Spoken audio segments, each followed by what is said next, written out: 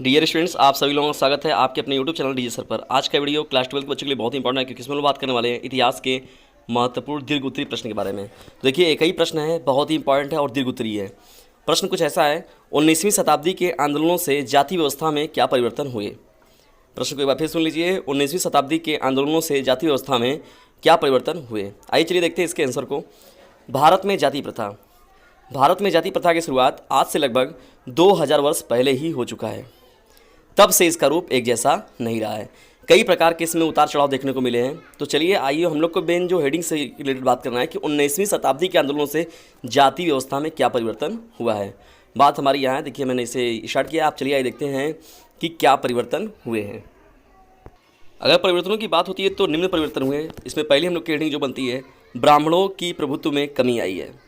यानी पहला जो हेडिंग इसमें आपका बनेगा, ब्राह्मणों की प्रभुत्व में कमी आई है। क्या स्टार्ट किया जाएगा इसमें, चलिए देखते हैं हम लोग। जाति व्यवस्था के अंतर्गत परंपरा रूप से समाज में ब्राह्मणों का प्रभुत्व में कमी आई है।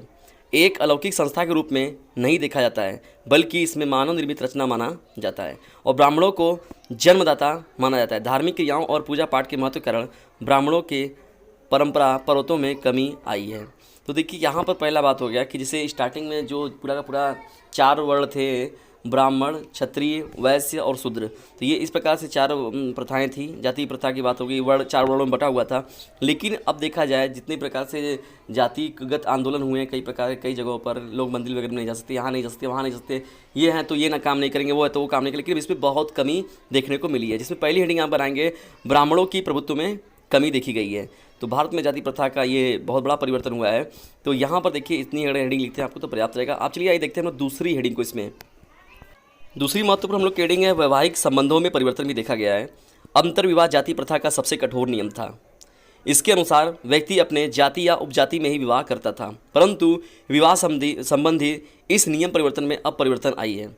इसके अलावा विवाह को जन्म जन्मांतर का बंधन नहीं माना जाता है, अब विवाह विच्छेद भी होने लगा है। तो इस तरीके से देखा जाए तो अब विवाह अगर नहीं उनके साथ बैठ रहा है तो लोग यहाँ पर अब तलाक की अर्जी भी होती है, क्या वो उनका उनसे साथ सुनते हैं कि छोड़ा छोड़ती हो गया या ये इनको है तो वो उनसे विवाद था। 5 साल 10 साल संबंध जो चले हैं, उसके बाद फिर उन लोगों का क्या हो चुका है, अब विवाह विच्छेद हो चुका है। तो ये अब चीज़ें हैं। पहले क्या होता था, बच्चे पैदा नहीं हुए तो मेरा बच्चा होगा तो लड़का होगा तो आपकी लड़की से विवाह होगा, तो ये बातें पहले से लोग तय कर लेते थे। लेकिन अब ऐसा नहीं है। अब एक निश्चित एज बनाया गया कि इतने एज के बाद लोगों की शादी के बारे में बात किया जाए। जैसे हम लोग बात करते हैं कि जो बालिका है उनका इतना उम्र होना अनिवार्य है और पुरुष लड़के हैं तो इनका इतना उम्र होना अनिवार्य है।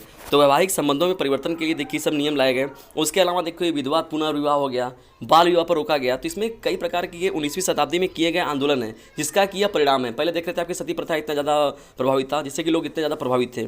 लेकिन इन सभी के आंदोलनों के कारण क्या हुआ है, ये इतना बड़ा परिवर्तन देखने को मिला है। तो ये जितने भी प्रकार से भारतीय 19वीं शताब्दी में आंदोलन किए गए, जस्ट उसी का यह परिणाम देखने को मिला है। जैसे ये है, फलाने हैं तो फलाने बिरादरी में ही लोग शादी करेंगे, तो ये चीज़ें जो हैं ये उसी जाति में करेंगे। उपजाति की बात हो गई तो उपजाति से भी हटकर जाति और उपजाति जो होती है, तो अब उससे भी हटकर लोग क्या कर रहे हैं, अब तो धर्म के अनुसार भी लोग चीज़ें चेंज हो जाती हैं। तो इस प्रकार से देखने को चीज़ें मिल रही हैं। तो ये 19वीं शताब्दी के आंदोलन का ही परिणाम है। तो दूसरा देखिए महत्वपूर्ण हेडिंग आपका हो जाएगा, वैवाहिक संबंधों में भी परिवर्तन देखने को मिला है। यदि आप इतना लिखते हैं इसमें तो ये आपके लिए बहुत ही पर्याप्त होगा। तीसरी हम लोग की जो महत्वपूर्ण हेडिंग इसमें आती है, देखिए खान पान के प्रतिबंधों में परिवर्तन देखा गया है। तो ये 19वीं शताब्दी में किए गए जो आंदोलन है उसी का परिणाम है। खान पान के प्रतिबंधों में भी परिवर्तन देखा गया है। व्यवस्था के अंतर्गत एक जाति के सदस्य दूसरे जाति के सदस्य हाथों द्वारा नहीं खाते थे। साथ ही एक जाति के सदस्य एक साथ ही एक ही पंक्ति में बैठकर भोजन नहीं करते थे। तो देखा जाए तो यहाँ पर कहा गया कि 2 अदर जातियों के लोग हैं तो बहुत तरह का देखा जाता था। जैसे ब्राह्मण, क्षत्रिय, वैश्य, शूद्र देखे हम लोग। जैसे कर्ण वाला धारावाहिक अगर आप लोग देखोगे तो वहाँ पर देखने को मिलता है कि ब्राह्मण वगैरह जो होते हैं, क्षत्रिय होते हैं, तो वो शूद्र के साथ बैठकर खाना पसंद नहीं करते, या वहाँ पर नहीं बैठा जाता है। उच्च जाति के लोग निम्न जाति के सदस्यों को अपने पंक्ति में बैठकर खाना खाने नहीं देते थे। इस प्रकार का व्यवहार विभिन्न पर्व हो गया, उत्सव हो गए एवं विवाह के अवसर पर भी देखने को मिलता था।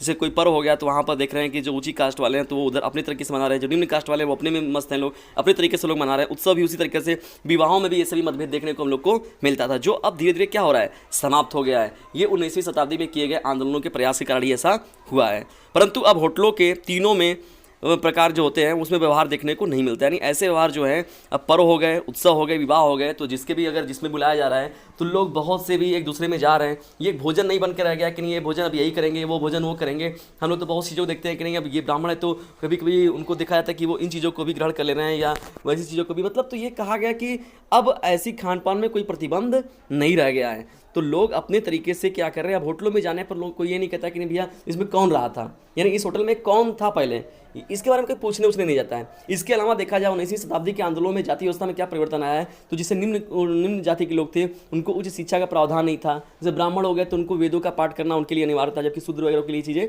नहीं थी। और क्षत्रिय हैं तो केवल युद्ध की बात करेंगे, और यहाँ पर जो वैसे और शूद्र हो जाएंगे तो वो लोग क्या करेंगे, लोगों की सेवा की बात करेंगे, लोगों के लिए सेवा भाव बस करेंगे। तो अब ऐसी चीज़ें नहीं है।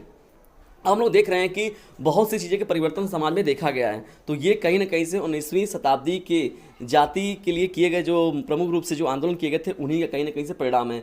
आज हम लोग देखते हैं कि डीएम हो गया, सीएम हो गया, पीएम हो गया, तो उसमें निष्पक्ष रूप से एससी, एसटी, ओबीसी, जनरल सभी के लोगों को देखने को मिलते हैं। और यहाँ पर ये सभी जो परिवर्तन हुए हैं वो कहीं ना कहीं से उन आंदोलनों का भी कहीं ना कहीं से इसमें प्रभाव रहा है।